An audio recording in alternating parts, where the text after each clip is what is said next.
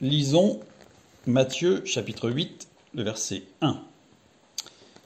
Lorsque Jésus fut descendu de la montagne, une grande foule le suivit. Et voici, un lépreux, s'étant approché, se prosterna devant lui et dit « Seigneur, si tu le veux, tu peux me rendre pur. » Jésus étendit la main, le toucha et dit « Je le veux, sois pur. » Aussitôt il fut purifié de sa lèpre.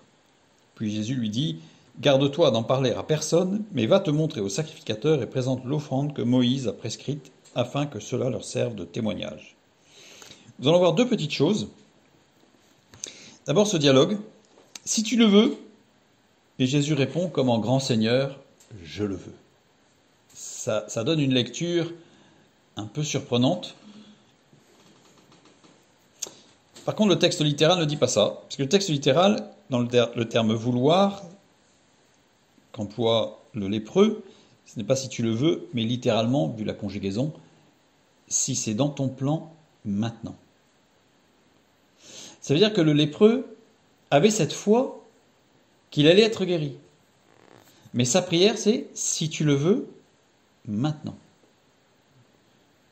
Et Jésus lui répond, maintenant. Vous voyez, c'est beaucoup plus dans l'amour. On ne sent pas l'autorité, la puissance. On sent plutôt un dialogue entre les deux très, je dirais très proche, presque de connivence. Avec une soumission du lépreux qui dit « Je suis prêt, mais quand tu veux, quand c'est l'heure. » Et Jésus lui répond « C'est l'heure. » C'est beau, je trouve.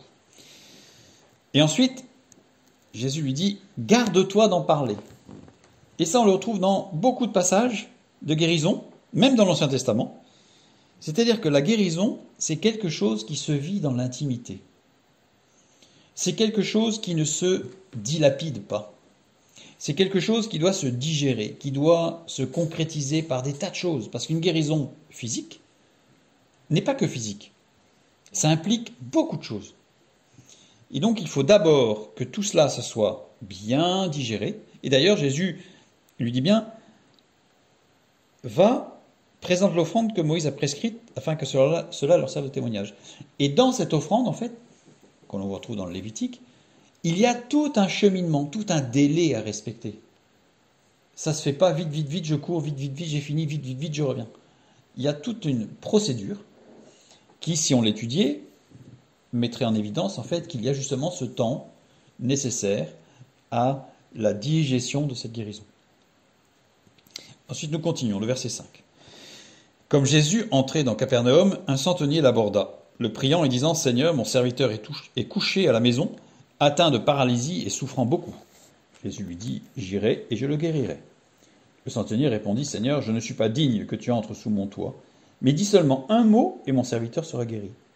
Car moi qui suis soumise à des supérieurs, j'ai des soldats sous mes ordres, et je dis à l'un va et il va, à l'autre viens et il vient, et à mon serviteur fais cela et il le fait. » Après l'avoir entendu, Jésus fut dans l'étonnement et il dit à ceux qui le suivaient, « Je vous le dis en vérité, même en Israël, je n'ai pas trouvé une aussi grande foi. »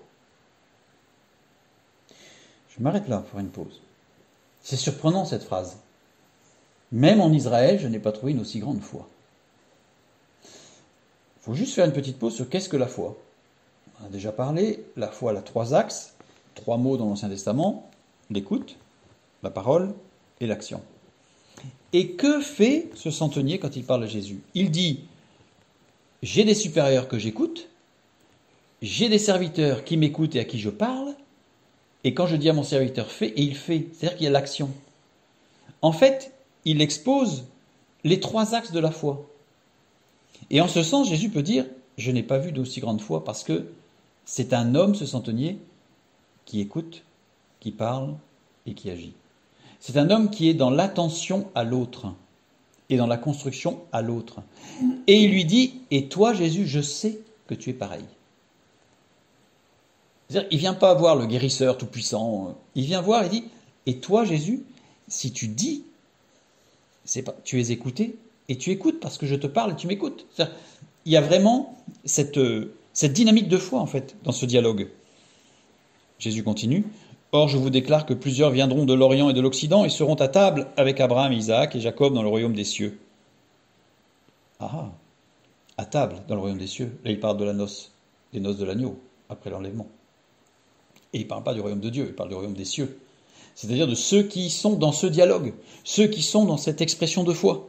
Et Jésus dit, et attention, vous serez surpris. Il n'est pas question de chapelle ici. Il n'est pas question de isme. Il est question de foi. Il est question d'intimité avec Dieu. Et vous serez surpris.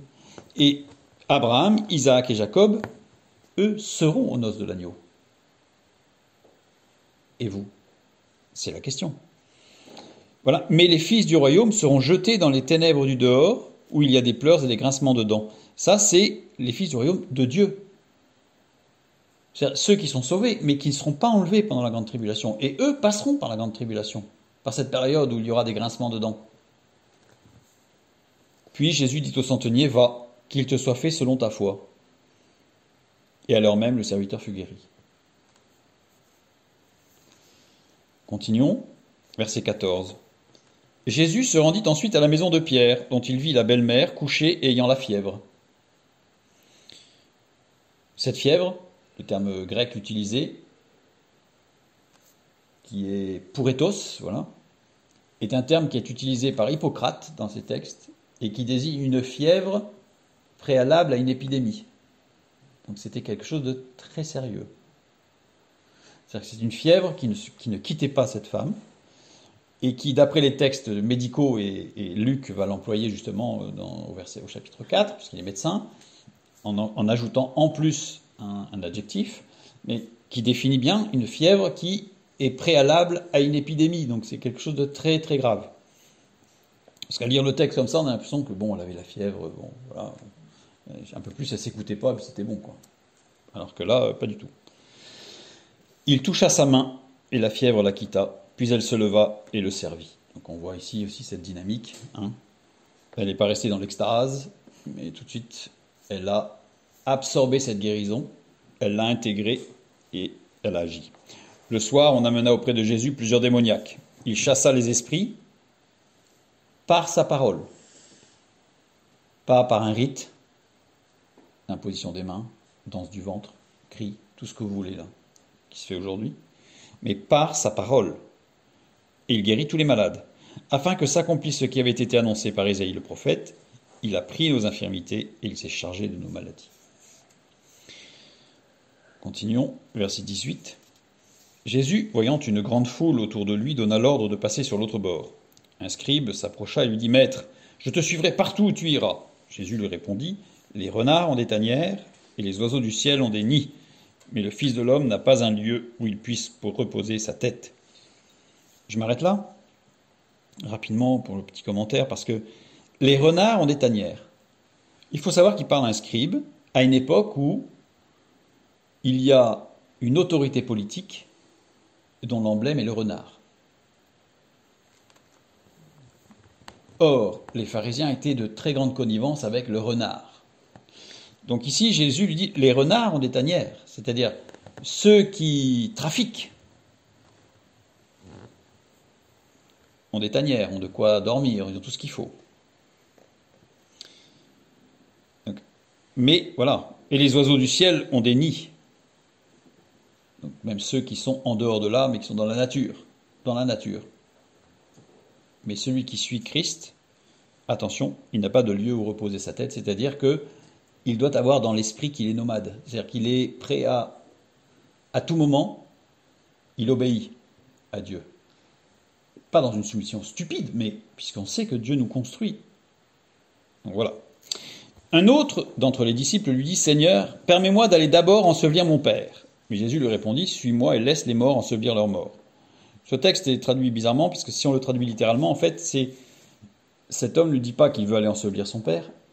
Il demande à ce que régulièrement, il quitte Jésus pour aller faire un rite mortuaire en souvenir des morts de sa famille. Et c'est pas du tout la même chose.